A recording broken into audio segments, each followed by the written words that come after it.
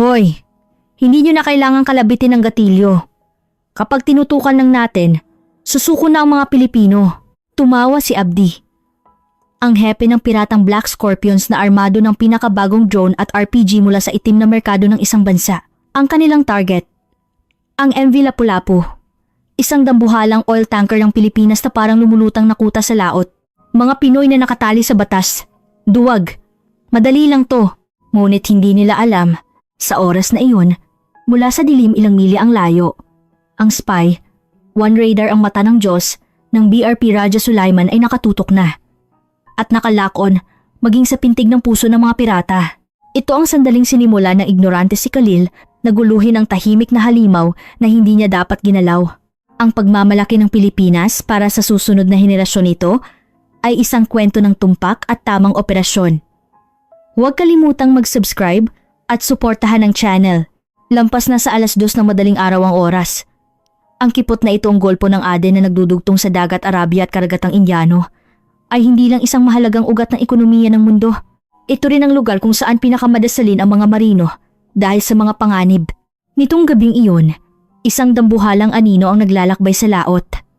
Ito ang MV Lapu-Lapu, isang malaking crude oil tanker na pinapatakbo ng PhilAsia Shipping Corporation ng Pilipinas.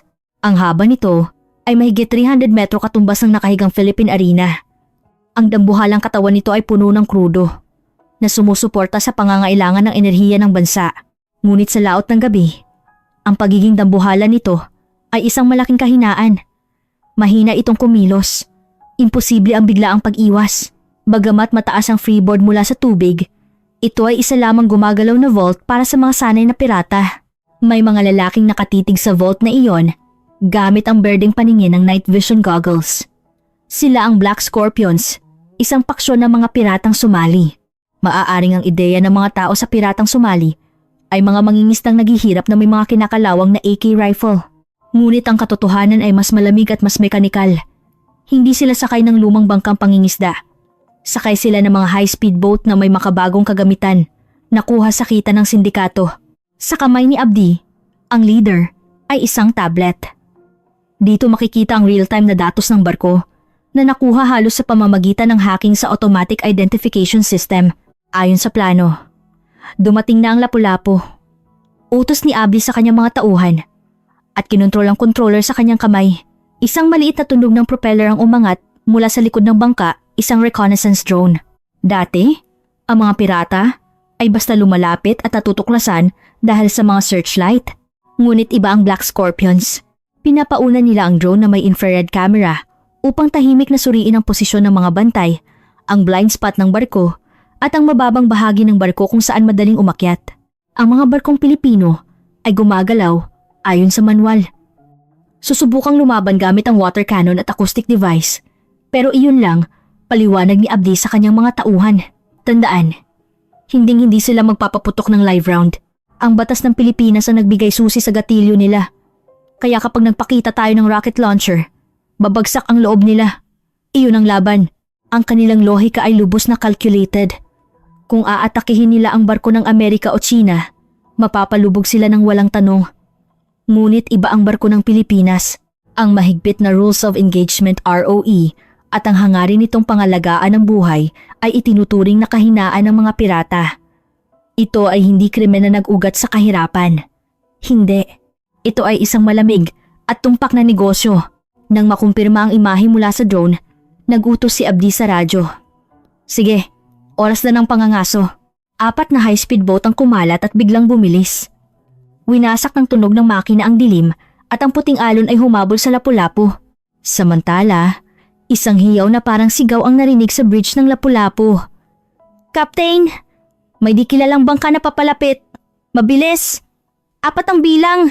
Nanlamig ang mukha ng captain. Sa posisyon, depensa laban sa pirata. Simula ng water cannon. Tumunog ang alarm at bumangon ang mga tripulante na kinakabahan. Sila ay mga sibilyan. Kahit may pagsasanay, hindi masukat ang takot na harapin ang armadong grupo na may intensyong pumatay. Mula sa paligid ng hull, sumabog ang tubig sa mataas na presyon na lumilikha ng kurtina ng tubig.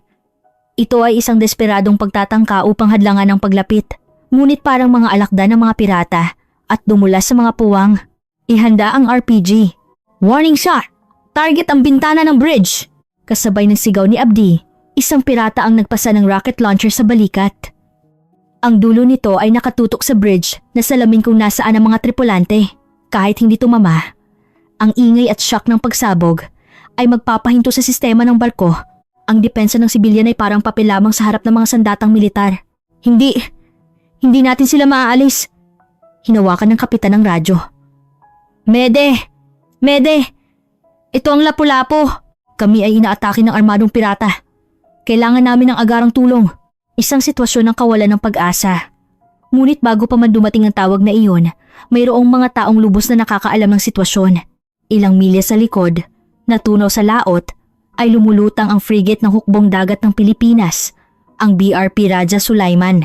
Sa gitna ng Combat Information Center, CIC, hindi ka pani-paniwala ang lamig. Tanging ang tunog ng cooling fan ng mga electronic device ang naririnig. Sa malaking screen sa dingding ay makikita ang chart ng golpo ng Aden. 4 na pulang tuldok ang mabilis na lumalapit sa asul na tuldok ng Lapu-Lapu.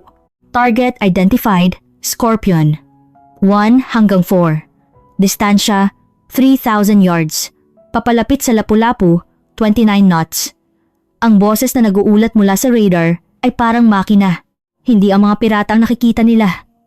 Ang high-performance radar ng barko ay nakukuha ang eksaktong lokasyon, direksyon, bilis, at predictive data ng mga bangka ng pirata. Ang kapitan, si Reynaldo Panganiban, ay nakaupo sa gitnang command ng CIC, nakapamaywang at nakatitig sa monitor.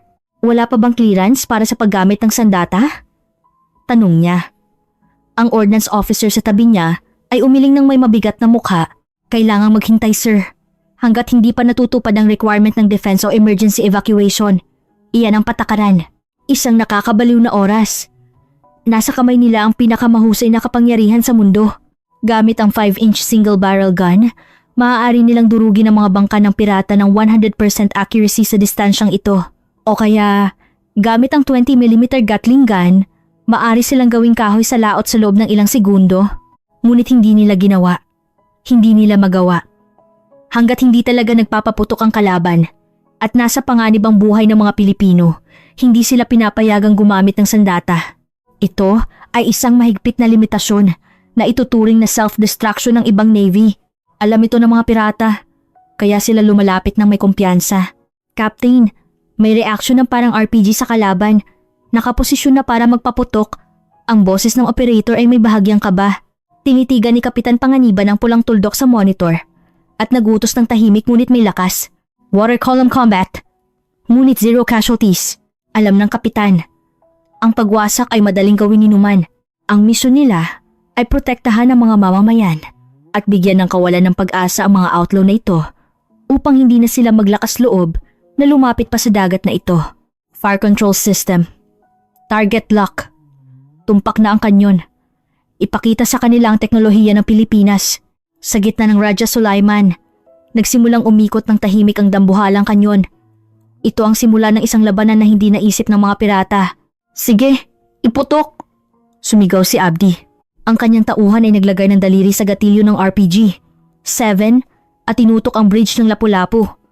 Sa mismong saglit na iyon, may malakas na pagsabog. Sa dagat, mga 10 metro lamang sa kanan ng bangka ng pirata, sumabog ang tubig. Isang dambuhalang puting haligi ng tubig ang umangat sa kalangitan ng gabi. At napakaraming tubig ang bumagsak sa ulo ng mga pirata. Nyanig ng husto ang bangka. Nawala ng balanse ang tauhan na nag-aim at gumulong sa sahig. Ano? Mine? Hindi. Atake. Saan ang galing? Naguluhan si Abdi at tumingin sa paligid. Ngunit wala siyang nakita sa dilim. Walang nakitang muzzle flash. Karaniwan, kung nagpapaputok ng kanyon, may nakikitang ilaw. Bukod pa rito, ang pag-hit ng warning shot ng eksakto sa unahan ng mabilis na bangka sa gitna ng ganitong dilim ay hindi gawa ng tao. Hindi! Swerteng tama lang yan! Ulitin! Hindi, Abdi. Hindi iyon swerte. Tinutukan kayo ng pinakamataas na antas ng mathematics at physics na alam ng tao. Hayaan nating itigil ang oras dito. Bakit nagawa ng BRP Raja Sulaiman ang pambihirang shooting na iyon nang hindi nakikita? Ang sikreto ay nasa hugis octagon na puting panel na naka-embed sa superstructure ang radar. Hindi tulad ng tradisyonal na radar na umiikot, ang phase array na ito ay electronic na nagmamanipula ng beam mula sa libu-libong element at patuloy na nagbabantay sa 360 degree. Ang processing power nito ay napakalaki. Sabay-sabay nitong sinusundan ng daan-daang target ng eksakto. Mula sa eroplano ilang daang kilometro ang layo hanggang sa isang bagay na kasing laki ng tennis ball na tumatalbog sa tubig. Ibig sabihin, mula ng paandari ng mga pirata ang makina ng kanilang bangka, ang kanilang impormasyon ng lokasyon, coordinate at velocity vector ay lubos nang nakadisplay sa computer ng Raja Sulaiman, ngunit ang makita ay iba sa matamaan. Ang pag-hit sa isang target na gumagalaw sa ibabaw ng dagat ay mas mahirap pa sa paghagis ng barya sa bintana ng katabing kotse habang tumatakbo. Dito pumapasok ang 5-inch gun at ang Fire Control System FCS. Ang FCS na ito ay isang electronic brain. Sinusukat nito ang bilis ng hangin, temperatura, presyon, humidity, ang Coriolis force mula sa pag-ikot ng mundo at ang paggalaw ng alon. Agad nitong kinakalkula ang lahat ng variable na ito at inaayos ang anggulo ng kanyon sa micron level. Ang tao ang nagkakakalabit ng gatilyo, ngunit ang nag-aim ay ang God's equation. Kaya, sa anumang bagyo o dilim, maaari itong tumama sa target coordinate nang may zero error. Pansinin din natin ang uri ng bala. Hindi ba kayo nagtataka? Bakit tumama malapit sa pirata ngunit hindi sila nasugatan ng fragment? Ito ang ipinagbabawal na awa ng hukbong dagat ng Pilipinas, ang tinatawag na e-water round o bala ng awa. Ang karaniwang bala ay matulis. Kapag tumama ito sa tubig, tumatalbog ito na parang stone skipping at may panganib na makapatay sa hindi inaasahang direksyon. Hindi ito magiging warning, ngunit iba ang e-water round. Ang dulo nito ay flat. Dinisenyo ito upang sadyang lakihan ng air resistance at, sa sandaling tumama sa tubig, biglang magprepreno at tumusok sa ilalim ng dagat. Ang resulta, isang malaking water column lamang ang nalikha nang hindi tumatalbog at ang physical na damage ay na-minimized. Ang paglutas sa problemang ito, hindi pumatay sa kalaban ngunit nagpapakita ng labis na kapangyarihan ay nangangailangan ng pagdevelop ng bala na mahirap tamaan at pagkatapos ay pilit na pinatama ito gamit ang high-performance computer. Ito ang obsession ng Pilipinas sa professionalism at moral ascendancy. P-ta. Sunod. Gumante. Hindi pa rin nauunawaan ng mga pirata ang sitwasyon. Sinubukan nilang mag-aim ng pangalawang RPG na pinalitan ng takot ng galit sa sandaling iyon. Biglang may hindi pangkaraniwang low frequency na tunog ang bumuhos mula sa itaas. Ah, anong ingay yan? Ang tenga ko, sasabog ang ulo ko. Ang mga pirata ay naghulog ng sandata. Sumigaw at gumulong habang tinatakpan ng kanilang tenga. Hindi ito salamangka. Ito ay ang long-range acoustic device ng Raja Sulaiman. Isang non-lethal weapon na naglalabas ng matinding sound wave na parang beam at nagbibigay ng labis na sakit sa pinatutunguhan lamang. Ang takot na marinig ang tunog na halos makasira sa eardrum mula sa kalaban na hindi mo makita. Nasaan? Nasaan sila? Tiningnan ni Abdi ang laot ng may luha sa harap ng kanyang paningin. Isang drone na naglalabas ng maputlang asul na ilaw ang lumipad patungo sa kanila. Ang reconnaissance drone ng mga pirata. Oo, hanapin ang lokasyon nila gamit ang drone namin. Hanapin ang kalaban. Sa sandaling ibinigay ni Abdi ang huling pag-asa niya, may maikling tunog ng makina na parang chainsaw ang umalingaw sa malayo. Sa sumunod na sandali, ang drone sa ere ay naging maliliit na piraso at nagkalat. Hindi nila nakita kung ano ang nangyari. Ito ay ang 20mm Gatling gun na nagpaputok ng anti-air defense. Isang bagyo ng bala na hindi nakikita ng mata, na ginawang Swiss cheese ang maliit na drone. Nahuli ng radar, hinatulan ng makina at binaril ng makina. Walang espasyo para sa human error. Nawala sa kamay ni Abdi ang tablet. Hindi. Hindi pa natin nakita ang kalaban. Oo, hindi pa rin nila nakikita ang Raja Sulaiman. Ang precision attack mula sa laot, ang acoustic attack na nagpapayanig sa utak, at ang air defense na nagpapawala sa drone sa isang iglap. Ang lahat ng ito ay ginawa ng may perpektong katumpakan mula sa dilim. Pumunta ang malamig na pawis sa likod ni Abdi. Sa wakas, naunawaan niya. Ang kinalaban nila ay hindi lamang security guard ng mayayamang merchant ship. Ito ay isang nilalang na kayang kontrolin sila gamit ang kapangyarihan na parang Diyos mula sa lugar na hindi nakikita. Ngunit ang tahimik na pagpapatupad ng kapangyarihan ng Pilipinas ay simula pa lamang. Ang tunay na kawalan ng pag-asa ay magsisimula ngayon. Pita, hindi ko makita ang unahan. Walang silbi ang night vision. Nagpanik ang mga pirata. Dahil sa LRAD ay nawala ang kanilang balanse. At dahil sa pagbaril sa drone, nawala ang kanilang mata. Naiwan silang nag-iisa sa laot ng gabi. Ang takot na barilin sila mula sa kung saan. Ang ilusyon na ang dilim mismo ang naging kalaban. Habang kinakabahan na kinokontrol ang rudder ng bangka, sumigaw si Abdi. Takbo! Umalis tayo rito. Mag-reorganize tayo. Sinubukan nilang lumayo sa Lapu-Lapu at tumakas sa dilim. Umaasa sila na makakatakas pa sila sa ilalim ng dilim. Ngunit ang munting pag-asang iyon ay winasak sa sumunod na sandali. Isang tuyong pagsabog ang umalingaw-ngaw sa itaas. At biglang, isang araw ang lumitaw sa kalagitnaan ng gabi sa Aden. Ito ay isang illumination round na binaril mula sa Raja Sulaiman. Ang magnesium fireball na nakasabit sa isang parachute ay bumababa ng dahan-dahan habang naglalabas ng matinding liwanag. Ang liwanag nito ay umabot sa 1,000,000 kandela. Ang laot ay nagliwanag na parang tanghali at ang mga bangka ng pirata ay walang depensang nakalantad sa ibabaw ng tubig na walang anino. Ang liwanag! Ang mata ko! Ang mga tauhan na nakasuot ng night vision ay naghiyawan dahil sa matinding liwanag. Ang kanilang disguise ang dilim ay inalis. Wala silang saplot at sa liwanag na iyon, sa wakas, lumitaw ang halimaw. Hindi, kailan pa sila naging ganoon kalapit? Sa itaas ng nakita ni Abdi, may nakatayong dambuhalang kulay abong pader na may liwanag sa likuran. Ang BRP Raja Sulaiman. 170 metro ang haba, 8,200 tonelada. Ang flat at slanted na superstructure nito para sa stealth, ang mas na tumutusok sa langit, at ang kanyo na nakaupo sa harap ay nakatingin sa mga bangka ng pirata na parang isang malamig na predator. Iba ang tunog ng makina nito. Ang Raja Sulaiman, na gumagamit ng hybrid na sistema, ay nag-slide ng tahimik at hinarangan ang ruta ng pagtakas ng mga pirata, hindi katulad ng laki nito. Kikinubkob tayo! Putok! Magbigay ng daan! Ang isa sa mga naguguluhang tauhan ay sinubukang itutok ang AK rifle sa frigate. Ito ay suicide. Sa paligid ng bangka, ang 50 caliber machine guns, M2 ng Raja Sulaiman, ay nakahilera. At ang black barrels nito ay nakatingin sa kanila na parang mga predator. Bukod pa rito, sa wing ng bridge ay may ilang miyembro ng boarding team na nakasuot ng itim na body armor at helmet na may hawak na carbine. Hindi sila kumikislap, hindi sila sumisigaw, hindi sila nagwa-warning shot, nanatili silang tahimik. At may mekanikal na katumpakan na nag-aim sa mga vital point ng pirata. Ang katahimikan na iyon ang pinakamalaking takot sa mga pirata. Bakit hindi sila nagpapaputok? Bakit hindi sila sumisigaw? Itinuturing ba kaming insekto na maaari nilang patayin anumang oras? Sa sandaling iyon, winasak ng isang boses na nagpayanig sa buong Aden ng tensisyon. Ito ay isang seryosong babala na inilabas mula sa dambuhalang speaker ng Raja Sulaiman. Ito ang hukbong dagat ng Republika ng Pilipinas. Itapon kaagad ang inyong mga sandata. Ang anumang hostile action ay tutugunan ng self-defense measures. Ang boses ay nakakagulat na kalmado, walang emosyon, walang galit, walang pagmamadali.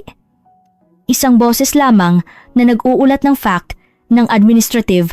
Ang bigat ng salitang self-defense measures ay naunawaan ni Abdi ng instinctive. Ang self-defense na tinutukoy nila ay hindi ang karahasan na ginagawa ng mga tulad nila.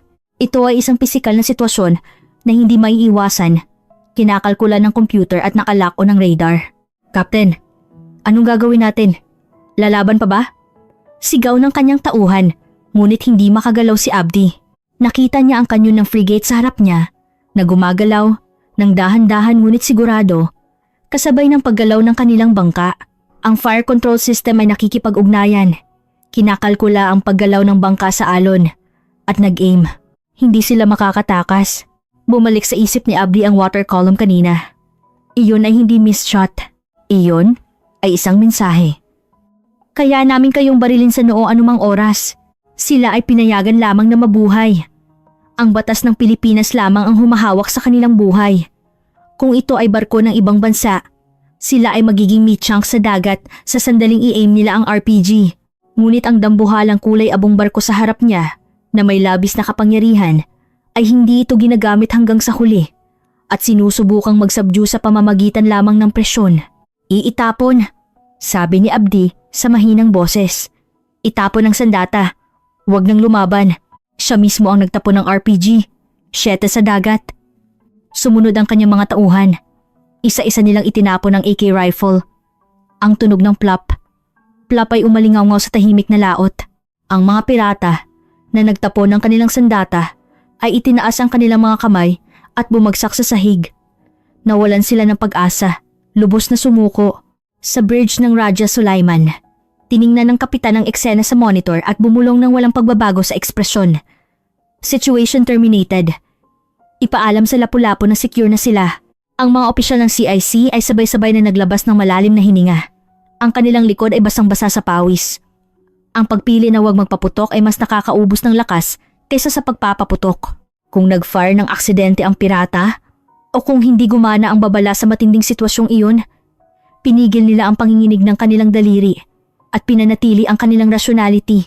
Nagawa nila ito dahil sila ay hindi lang sundalo, kundi isang epitome ng disiplina. Sa bridge ng Lapu-Lapu, umiiyak ang kapitan at ang mga tripulante habang pinagmamasdan ng eksena. Sa ilalim ng liwanag ng flare na nagwawasak sa dilim, ang Raja Sulaiman ay lumulutang ng maringal. Para sa kanila, ito ang tagapagbantay ng kanilang bayan. Isang comfort sa laot ng ibang bansa. Naligtas tayo. Pinrotektahan tayo ng hukbong dagat. Si Abdi, na nakataas ang kamay, ay nakatulala at nakatingin sa Raja Sulaiman. Marami na siyang nakalaban at nakatakasan ng warship.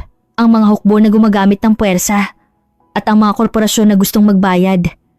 Ngunit ito ang una.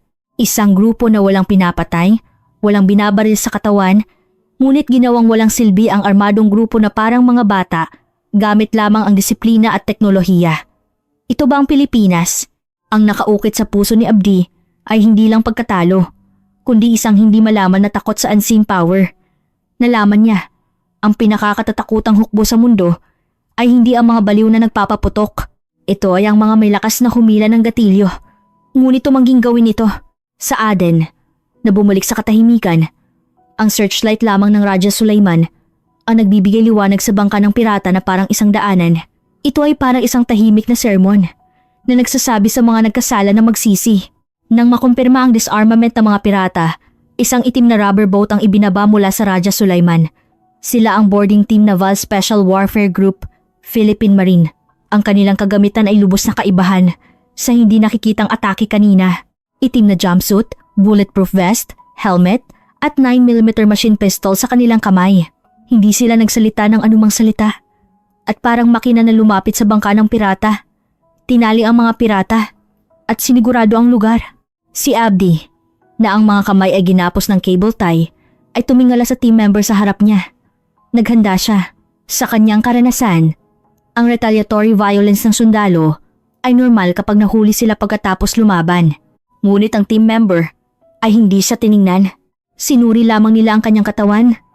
Kinuha ang susi ng makina ng bangka, ng administrative at malamig. Walang galit. Parang mga maintenance worker na naglilinis ng sira sa kalsada. Bakit? Tanong ni Abdi sa nanginginig na boses gamit ang tagasalin. Bakit hindi niyo kami pinatay?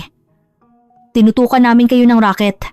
Ang isa sa mga team members na parang team leader ay huminto. Tumingin siya kay Abdi ng matalim mula sa likod ng goggles. At sa isang kalmadong boses, sinabi niya, ang misyon namin ay protektahan ang ari-arian at buhay ng aming mga mamamayan. Ang pagkuha ng inyong buhay ay hindi kasama sa misyon. Iyon lamang. Iyon lamang? Iyon lamang. Huwag kang magkamali. Hindi ito awa. Ito ay pag-aaksaya ng bala. Ang salitang iyon ay mas tumusok sa pride ni Abdi kaysa sa bala. Hindi sila tinanggap bilang kalaban. Hindi sila banta na kailangang patayin. Sila ay obstacle lamang na inalis ng efficiently. Ang kanilang buong puwersa ay kasing level lamang ng lamok na lumapag sa Aegis Destroyer ng Pilipinas. Napakatindi nilang mga tao. Nanginginig si Abdi. Ang kalaban na nagpapaputok dahil sa galit, naiintindihan niya. Ang kalaban na nagpapaputok dahil sa takot, naiintindihan niya. Ngunit iba ang mga Pilipinong ito. Itinatago nila ang labis na karahasan, ngunit isinasara ito sa kulungan ng rationality at ginagamit lamang ang sapat na lakas. Ito ay isang uri ng lakas na mas mataas, mas nakakatakot at mas mataas ang civilization level kaysa sa anumang hukbo na alam niya. Pagkatapos, ibinigay ang mga pirata sa kanilang mga awtoridad sa baybayin. Bago mag-umaga, bumalik ang katahimikan sa Golpo ng Aden. Ang Lapu-Lapu ay nagpatuloy sa paglalakbay na parang walang nangyari. Ang watawat ng Pilipinas ay kumikinang sa sinag ng araw. Ang Raja Sulaiman ay tahimik ding umikot at umalis patungo sa susunod na misyon na hindi humihingi ng anumang papuri. Tanging puting wake lamang ang naiwan. Ilang araw ang lumipas. Isang kakaibang bulong-bulungan ang kumalat sa pirate haven ng Somalia. Ito ang kwento ni Abdi, na pinalaya at bumalik, na sinabi niya habang nanginginig sa bar. Makinig kayo ng mabuti. Kapag nakita niyo ang barkong may 3 bituin at araw sa dagat, wag na wag niyong gagalawin. Tumawa ang mga batang pirata. Ano ba? Hindi sila magpapaputok dahil duwag sila, di ba? Madali lang yan. Hinawakan ni Abdi ang dibdib ng binata at sumigaw ng may namumula sa dugong mata. Nina, kabaliktaran. Hindi sila nagpapaputok, hindi dahil sa duwag, kundi dahil hindi nila kailangang magpaputok. Sinimulan niyang ikwento ang takot na naranasan niya sa gabi. Ang pagtingin sa kanila mula sa hindi nakikitang lugar. Ang pagiging neutralized gamit lang ang tunog at liwanag nang hindi nagagalaw ang isang daliri. At ang halimaw na bakal na malamig na nakatingin sa kanila na parang mga insekto. Sila ay mga salamangkero. Alam nila kung ano ang iniisip natin at kung saan tayo tatakas.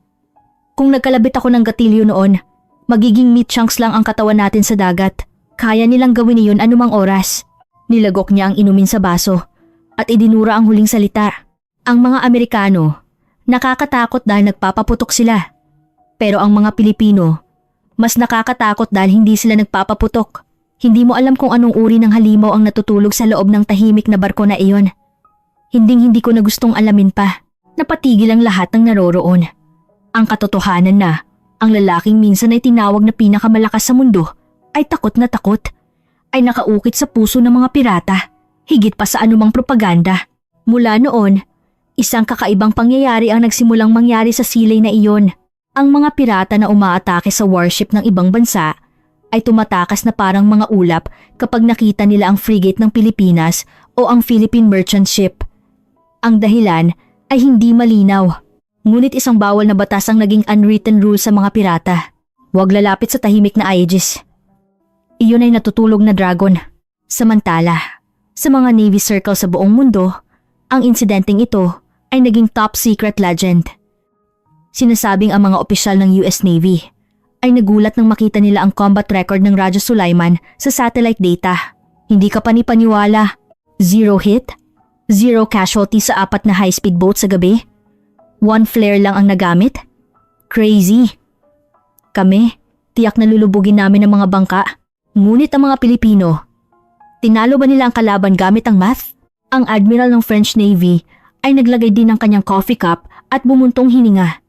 Ang mga Pilipino ay nakikipaglaban sa ibang digmaan kaysa sa atin. Hindi sila nakikipaglaban sa mga pirata. Nakikipaglaban sila sa cycle ng karahasan mismo. At nanalo sila. Masakit man, ngunit sila ang tunay na civilized nation. Ngunit hindi ito naging balita. Dahil walang namatay at walang malaking pagsabog, ngunit sa captain's cabin ng Lapu-Lapu, may isang litrato na itinatangi. Ito ay isang litrato ng likuran ng Raja Sulaiman na papalayo, na may sunrise ng Aden sa likuran. Sa likod ng litrato, nakasulat ang handwriting ng kapitan. Para sa mga silent guardian, ang ating karangalan ay narito. Ngayon, ang mga tanker ng Pilipinas ay dumarating ng maringal sa Golpo ng Aden.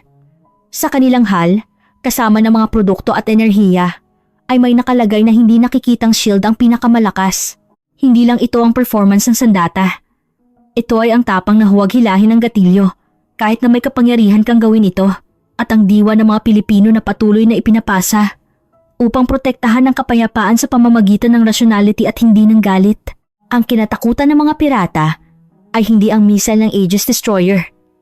Maaaring ito ay ang unfathomable dignity ng mga Pilipino na may missile sa likod ngunit nagbibigay ng babala ng may kalmado. Ang dagat ay asul at tahimik ngayon. Ngunit ang katahimikan na ito ay hindi lamang kawalan ng digmaan. Ito ay isang himala na ginagawa ng mga guardian na mas malakas at mas mabait kaysa kanino man na nagpipigil sa kanilang sarili sa mismong sandaling ito. Ano sa tingin nyo? Ipinakita ng Raja Sulaiman ang hindi kapangyarihan ng pagwasak. Ito ay ang lumang Filipino spirit na huwag kunin ng tabak kahit na handa na itong gamitin. Ang subdue sa kalaban nang hindi pinapatay gamit lamang ang labis na teknolohiya at willpower. Ito ang paraan ng pakikipaglaban ng isang tunay na civilized nation na ginagalang ng mundo. Kung naramdaman nyo ang pagmamalaki ng Pilipinas sa tahimik na kumpletong tagumpay na to, paki-like at i-share ang damdaming ito. Sa comment section, ipaalam nyo sa akin ang inyong iniisip tungkol sa pinakamalakas na kapangyarihan na humahadlang sa karahasan. Ang kabaitan ba ng Pilipinas ay kahinaan o sandata? Hanggang sa susunod na kwento ng Himala.